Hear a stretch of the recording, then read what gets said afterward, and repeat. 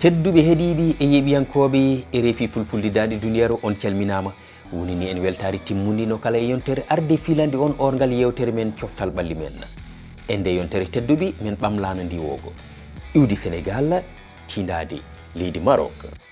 nawata en toon tedduɓe ko ɗon gandi e yontere faltini nde en piri paccirɗen ɗiɗo kippuji tawade e diɗɗal angal kono e ndeɗo yontere sikki ala paɗen koye diɗɗal be ngal ganduɗa ina rendini ɗeɗo diɗɗi woni Angola, Égypte, Zimbabwe, kame Afrique du Sud. Kalen hen diɗɗal kala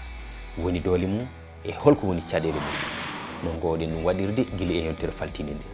caggal ɗum oɗon gandi fijoji ɗi ganduɗa ko lat ballon tawi ko winderiyankoji sukaɓe ɓe duuɓi 17 fayi less nani pije toon to Qatar kippuji 10 eɗen gandi jahani toon Afrique hen 9 kiiɓi yaade e 16e de finale woni 16 timmoɗe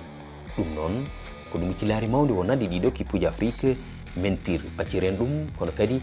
jurnitoɗen ɗum no hannirta niyete bandiraɓe ko wona ɗum eɗen gandi ko yowti e foɗodiroɓe gam tawtorede coupe du monde baɗowo e hitande 2026 ha joni poɗodirɗe gasani ko wiyete kawre barrage neni piije toon to leydi Maroc ko kawre kippuji 4 goni toon wadde ko kawre ɗiɗi Nigéria kame Gabon Cameroun kame RDC ɗiɗo folɓe ɓe ma pettu e kawral timmode polɗo o noon yaha kadi taw toye kippuji goɗɗi e donge goɗɗi ƴeewe beele so tawi Afrique ina wawi dañji goto ɓeydantoɗo ɗum e jeenayɓe ɓe ganduɗa keeɓino tikkitaji mumen ɓe tedduɓe ko ɗum ɗo woni toɓɓere kanden yewtude e yewtere men ndeɗo e oɗo alerte coftal balli men